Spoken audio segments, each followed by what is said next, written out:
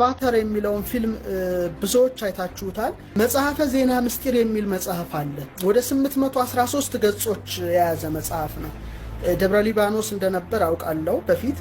በጣም ትልቅ መጽሐፍ ነው። ይሄ መጽሐፍ ምናልባት እንደው በብቃት ደረጃ ሊነበብ ይችላል እንጂ እኔና እናንተ ብናነበው እጅግ ከባድ ነው።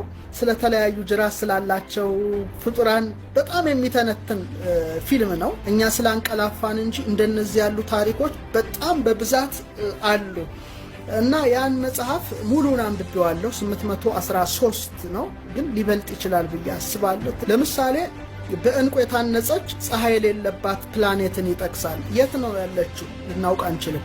እንግዲህ ሙሉ በሙሉ መጽሐፉ ግዕዝ ነው።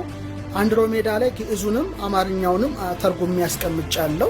እነዚህ ዓለም ሲሄድ አንዱ በቃ አሁን ለምሳሌ ብሔረ ብፁዓን የሚባል ዓለም አለ። 1000 ዓመት የሚኖርበት ዓለም ነው። ብሔረ ሕያዋን የሚባል አለ። እነ ኤልያስ እነ ዕዝራ እነ ሄኖክ የተሰወሩበት ያለ ነው። በርካታ ዓለም አለ።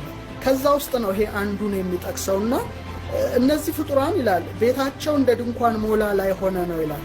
ለአይን ልዩ ድንቅ ውብ እና በእጅጉ ያማረ ነው ይላል። ግዕዙን ትቸዋለሁ። ጣሪያው ደግሞ ካሌምኒው በሚባል እንቁ የታነጸ ነው ይላል። እንቁ ደግሞ የህንደኬ ቅርብ የብርንዛ ሀገር እንደሆነች እንደ ሴሩን ድንጋይ ነጭ ነው ይላል።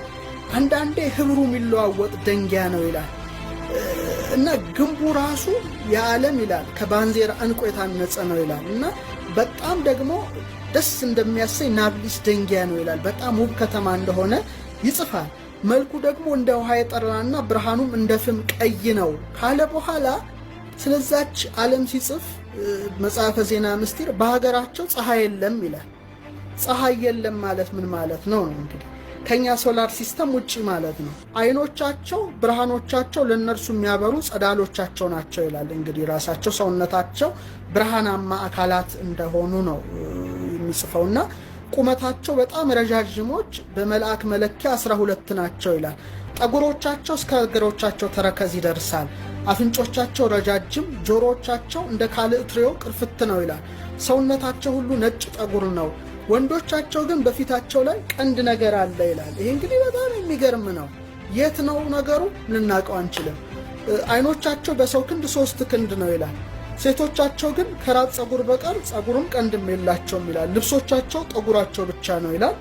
የሚገርመው ሴቶቹ ይላል እንደ ፌትኳ አምሳል የተልባ እግር የጥጥ ፈትል ይፈትላሉ ይሸምናሉ ይላል እና ግሩማን ናቸው ይላል። እየታወቅ ስኖሙ ደምግባታቸው መልካቸው አይታወቅም ይላል። ይሄ እንግዲህ የግዕዙ ዶኩመንት ነው።